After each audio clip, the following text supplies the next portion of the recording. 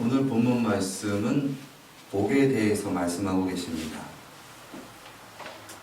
또 복 있는 사람에 대해서 말씀하고 계십니다. 그런데 여러분, 복 있는 사람의 반대말은 무엇일까요?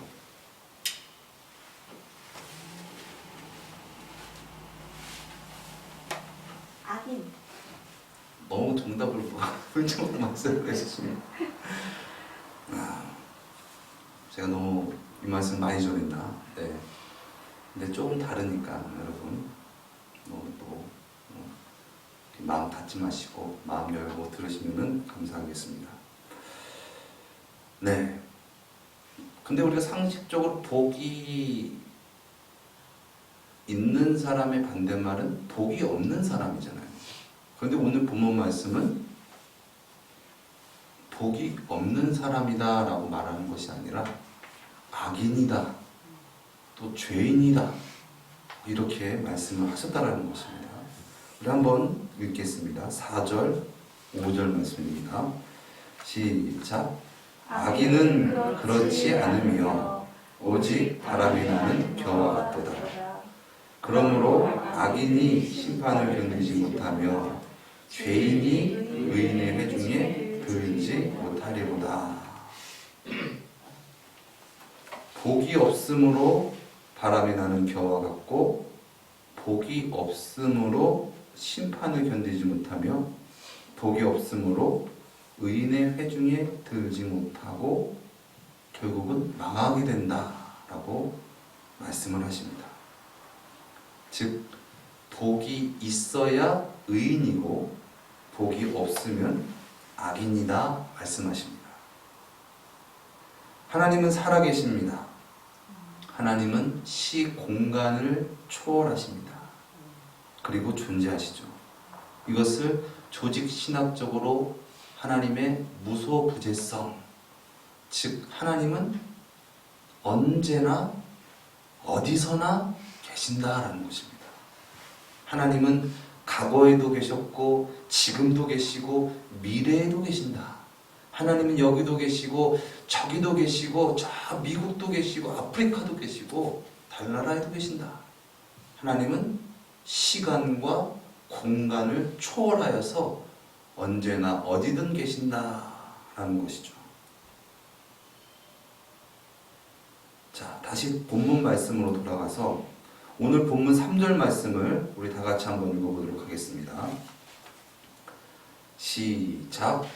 저는 시냇가에 심은 나무가 시절을 쫓아 과실을 맺으며 그 잎사귀가 마르지 아니함 같으니 그 행사가 다 형통하리로다. 아멘. 우리가 함께 읽은 이 3절 말씀에 저는, 이 저는은 누구를 뜻하는 것일까요?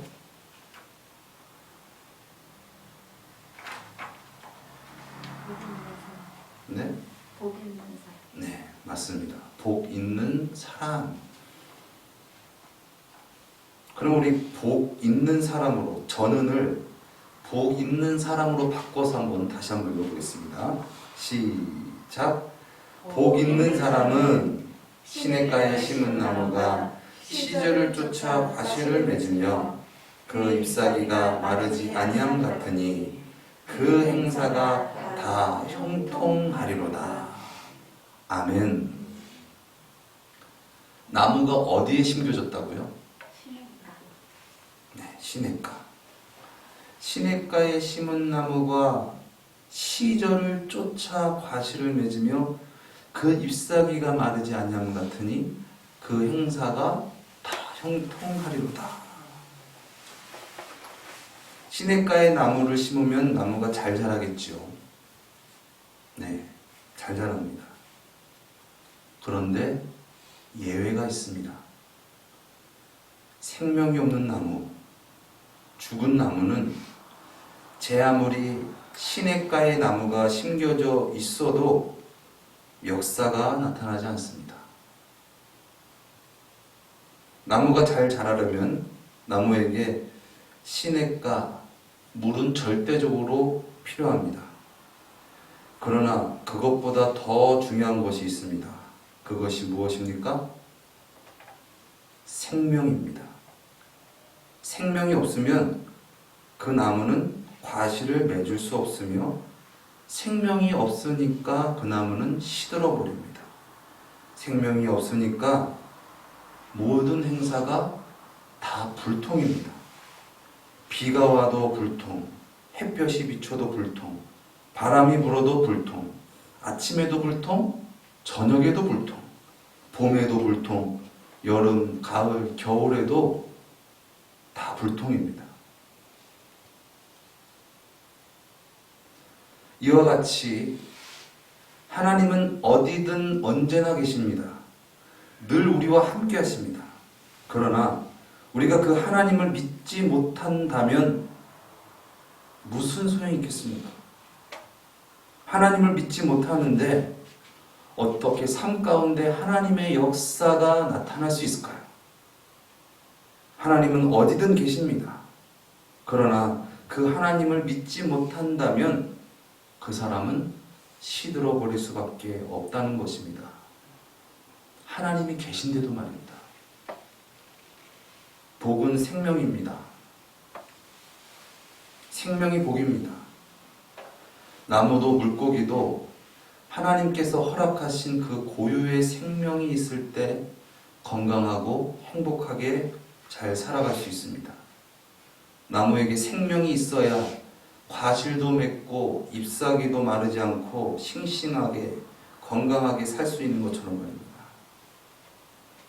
겉으로 보여지는 것 물론 중요합니다. 그러나 그보다 먼저는 존재의 참 속성인 생명이 더 중요한 것이겠죠. 여러분, 초식동물은 풀을 먹고 삽니다. 왜냐하면 초식동물은 풀을 좋아하기 때문에 그렇습니다. 육식동물은 고기를 먹고 삽니다. 왜냐하면 육식동물은 고기를 좋아하기 때문입니다. 그런데 만약에 육식동물들에게 자, 오늘부터 너희들은 초식을 먹어야 한다. 앞으로 육식을 먹는 자는 사형에 처하겠다. 이러한 법이 개정되어 공포되었다면 그 육식동물은 어떻게 할까요? 만약에 여러분이 육식동물이었다면 어떻게 하시겠습니까? 이제 육식을 먹으면 사형이래. 아마도 많은 대부분의 육식동물들이 초식을 먹을 것입니다. 왜냐하면 사형당하지 않고 또 죄인 되지 않기 위해서.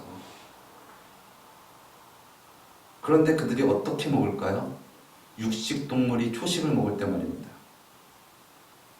아주 즐겁게 행복하고 맛있게 먹을까요?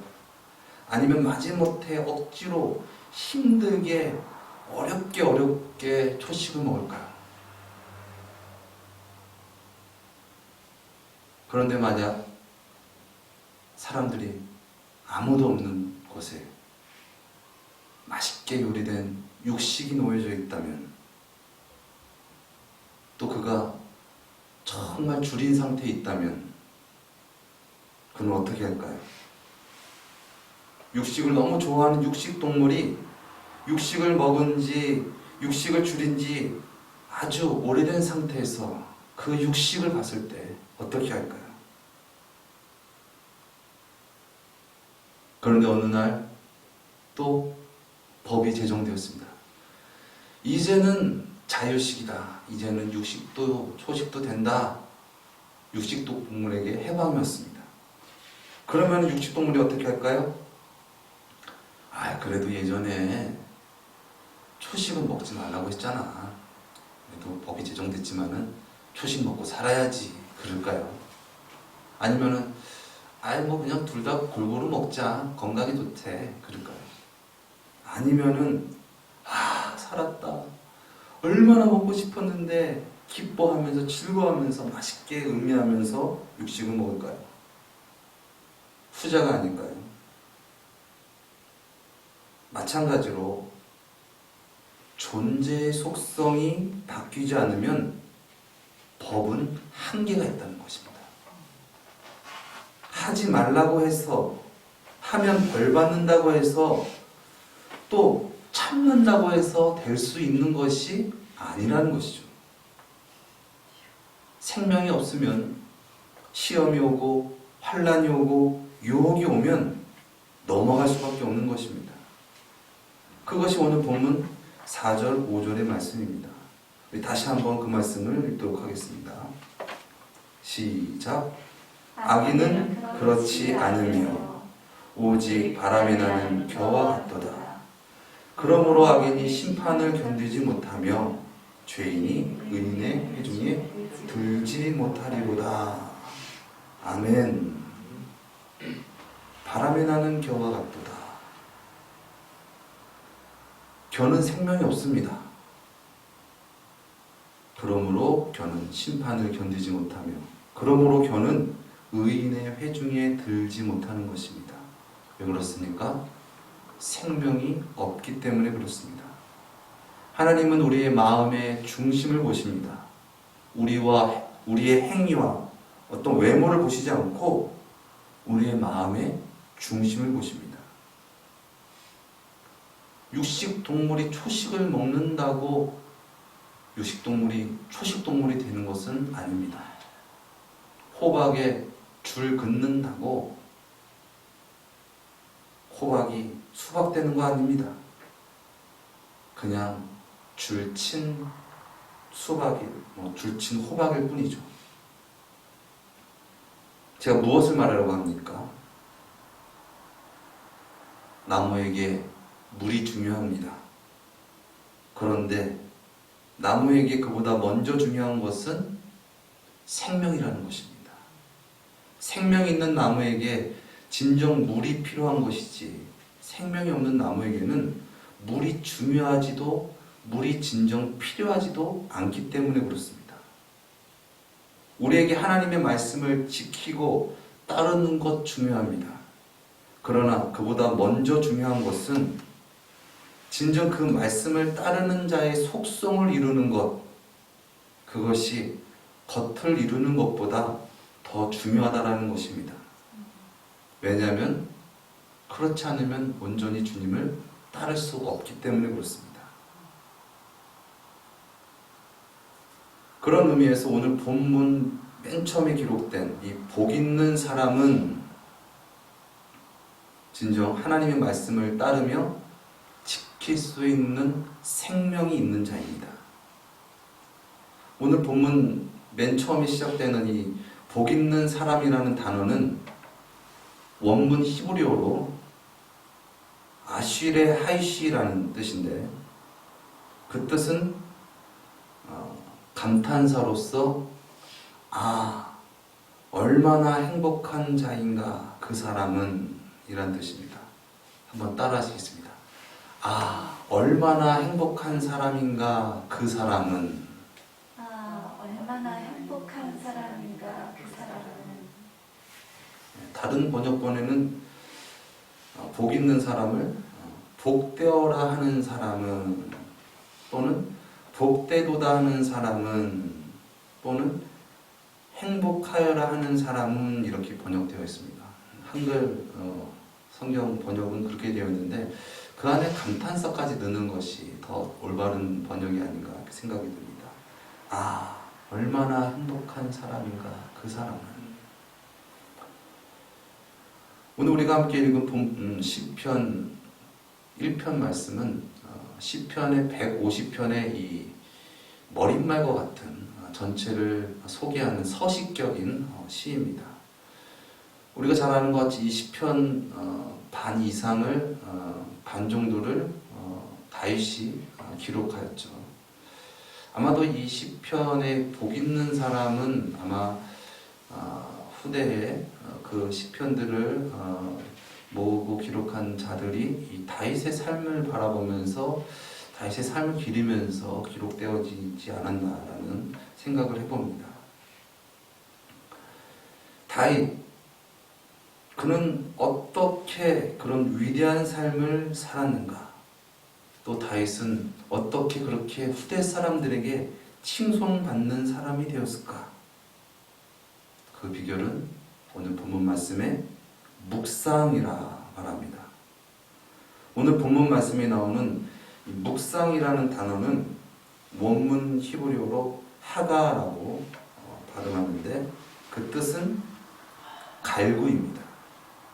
우리가 흔히 묵상하면은 그냥 눈을 지그시 감고 소리내지 않고 기도하는 것이다. 약간 명상과 같은 개념으로 우리가 이해하기 쉬운데요. 그러나 본래 이 하가, 묵상이라는 이 본래 뜻은 정말 간절하고 강력하게 간구하는 것을 말합니다. 즉, 정말 줄인 어떤 그런 동물이 먹잇감을 찾아서 헤매이고 그 먹잇감을 찾았을 때 정말 그 먹잇감을 정말 음미하면서 너무나 좋아하고 즐거워하면서 그 먹잇감을 먹는 어떤 그런 것이죠.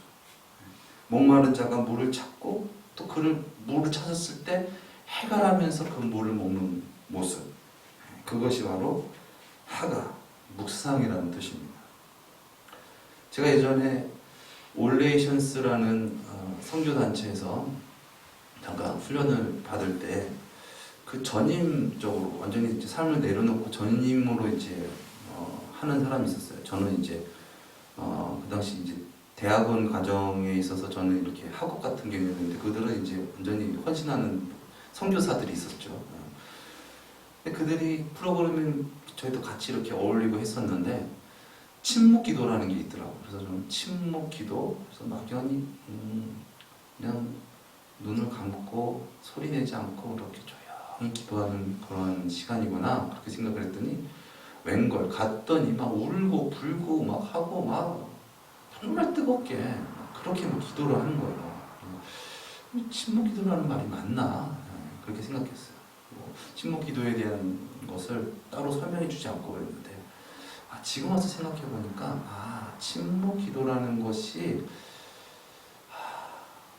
침묵할 때까지 기도하는 것이구나 라는 것을 느꼈어요. 뭐냐, 우리가 정말 줄인 자가 그 나의 줄임을 채우기 위해서 막 사모하다가 그 줄인 것을 만나면 그 줄인 것이 없어지듯이 하나님을 찾는 그런 갈망 가운데 하나님을 찾고 또 찾고 문을 두드리고 그렇게 해서 하나님을 만나서 평안을 누리고 침묵하면서 그 침묵 가운데 주님의 그 은혜와 영광을 받고 그런 어떤 그러한 묵상과 같은 어떤 기도였다는 것이죠. 오늘 본문 말씀에서도 이 묵상이라는 개념이 그런 것입니다. 정말 간절히 없으면 안 됩니다. 없으면 저는 죽습니다. 없으면 괴롭습니다. 그러한 심정으로 그렇게 주님을 찾고 찾음으로 또 주님을 만났을 때 그 기쁨과 감사와 참 만족으로 그렇게 주님을 묵상하는 것. 그것이 묵상이라는 것이죠. 오늘 복 있는 사람은 그렇게 묵상하는 자라고 합니다.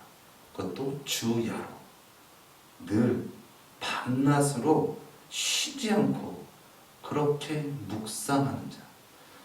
그래서 데살로니가 전서에서도 항상 기뻐하라, 쉬지 말고 기도하라.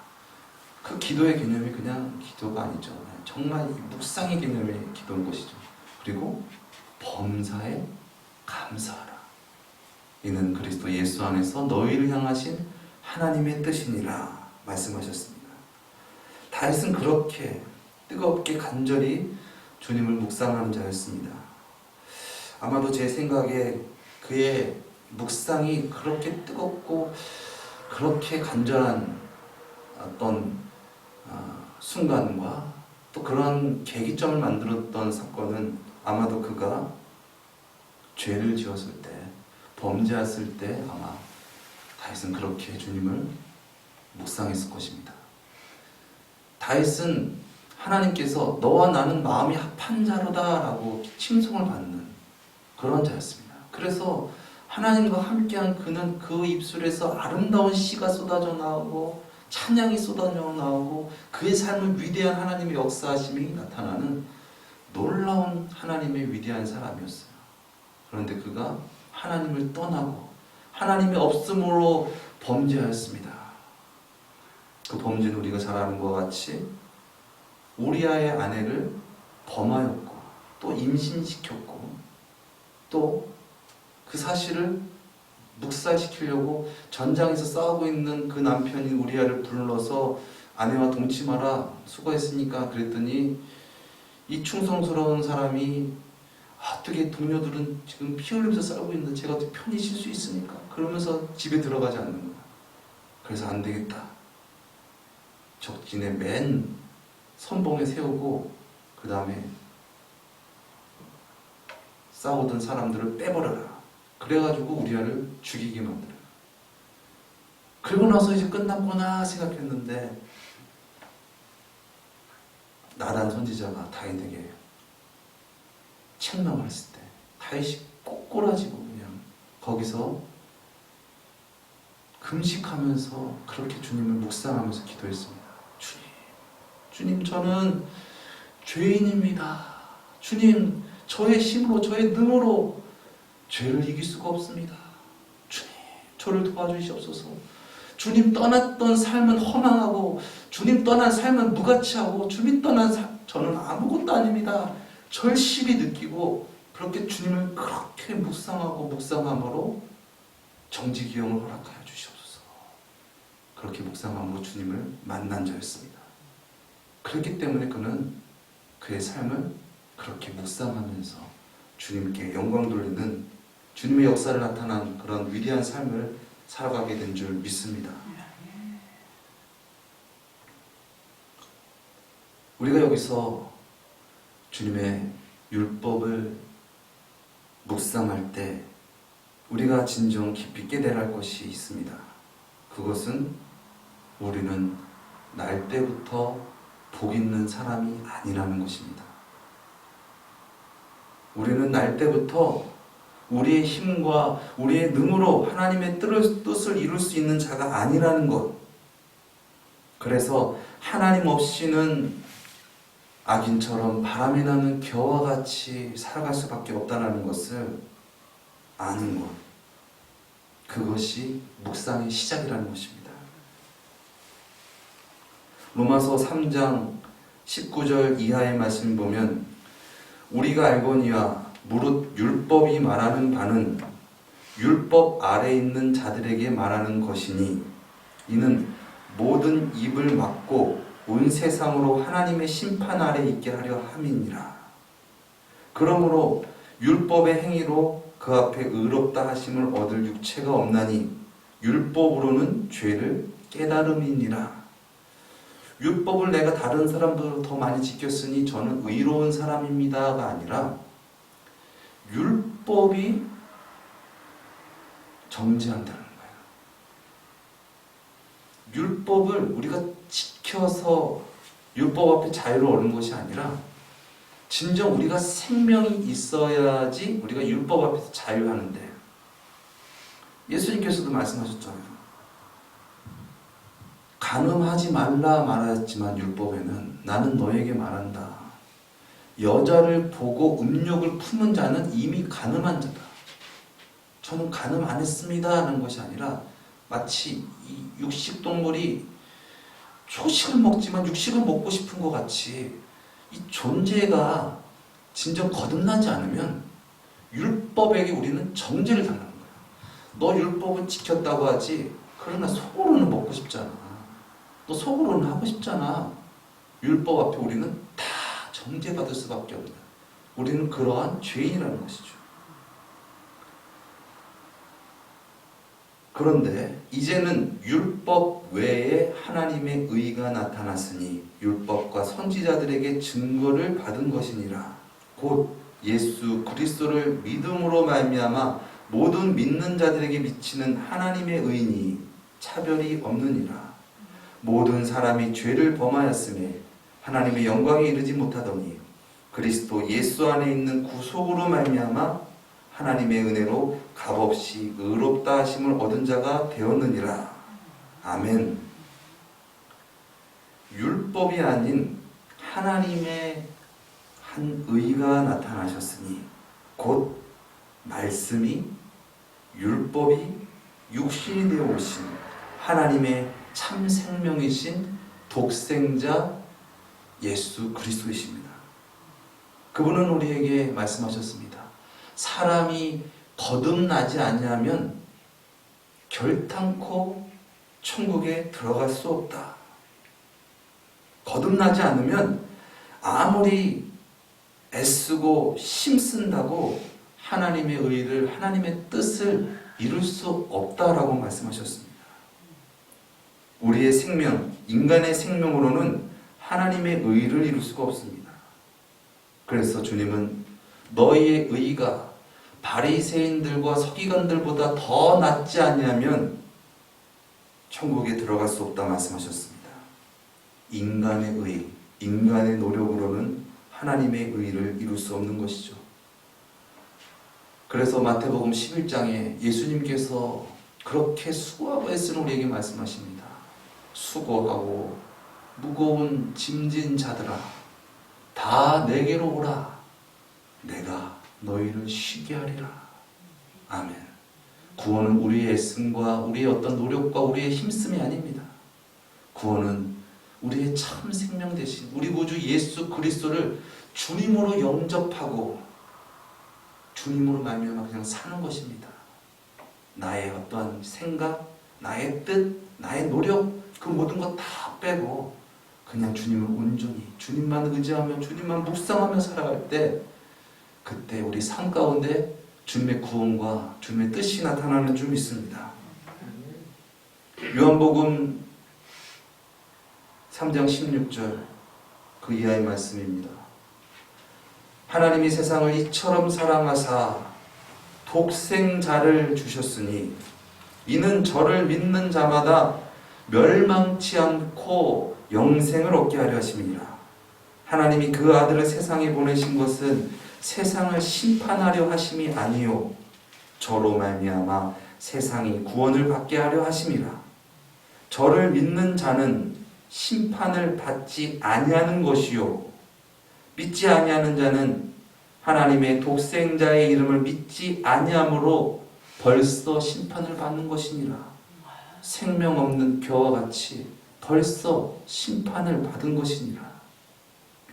예수 그리스도를 영접한 자, 예수 그리스도가 진정 주가 되신 자는 하나님 보시기에 의인입니다. 그러나 하나님께서 보내주신 구주 예수님을 영접하지 않는 자, 진정 예수님을 주님으로 영접하지 않는 자는 하나님 보시기에 악인이고 죄인이라는 것이죠. 19절 이하의 말씀은 또 이렇게 말씀하십니다. 그 정죄는 이것이니 곧 빛이 세상에 왔으되 사람들이 자기 행위가 악함으로 빛보다 어두움을 더 사랑한 것이니라. 악을 행하는 자마다 빛을 미워하여 빛으로 오지 아니하나니 이는 그 행위가 드러날까 함이요. 이는 그 행위가 드러날까 합니다. 진정 예수님을 구주로 영접해서 예수님을 믿는 삶을 드러내기를 두려워한다는 것입니다. 왜 그렇습니까? 세상의 가치와 세상의 눈치가 그보다 더 커요. 세상의 뜻대로 살아가는 것이 더 가치 있다고 생각해요. 진정 주님을 생수의 근원으로 생각하는 것이 아니라 세상적인 가치와 세상을 그렇게 생수의 근원인 양 바람이 나는 겨처럼 살아간다는 것입니다. 그러나 진리를 쫓는 자는 빛으로 오나니 예수님께 오나니 이는 그 행위가 하나님 안에서 행한 것임을 나타내려 함이니라 하시니라. 아멘. 진정 예수님을 주님으로 모신 자가 세상 가운데서 세상의 눈치 보지 않고 주님 안에서 하나님의 뜻을 나타나게 될 줄 믿습니다. 비가 오나 바람이 부나 햇볕이 비치나 봄이나 겨울이나 늘 생수의 근원 대신 그 예수님으로 말미암아 하나님의 뜻을 나타낼 줄 믿습니다. 예수님께서 말씀하셨습니다. 내가 곧 길이요 진리요 생명이니 나로 말미암지 않고는 아버지께로 올 자가 없느니라. 예수님이 우리의 참 생명, 영원한 생명이십니다. 주님 없이 우리는 하나님의 뜻을 이룰 수 없고 주님 없이 우리는 겨와 같을 뿐입니다. 늘 진정 주님을 사모하고 늘 주님을 묵상하며 진정 주님을 모신 자가, 진정 주님이 계신 자가 되어서 늘 주님을 찬양하면서 예배하며 그렇게 살아가는 참 복 있는 사람들이 되어지기를 예수님의 이름으로 축원드립니다. 기도하시겠습니다. 사랑의 주님, 우리에게 참 생명, 영원한 생명 주시기 위하여 죄악 가운데 오신 예수 그리스도를 진정 묵상함으로, 진정 갈망함으로 늘 주님으로 말미암아 만족하며 기뻐하며 감사하며 사랑하며 살아가는 우리가 되어지기 원합니다. 무엇 때문이 아닌 또 억지로 가식적으로가 아닌 진정 예수 그리스도 자체만으로 기뻐하고 만족하며 사랑하며 살아가는 우리 모두가 되어지게 하여 주시옵소서. 존귀하신 예수님의 이름으로 기도드렸습니다. 아멘.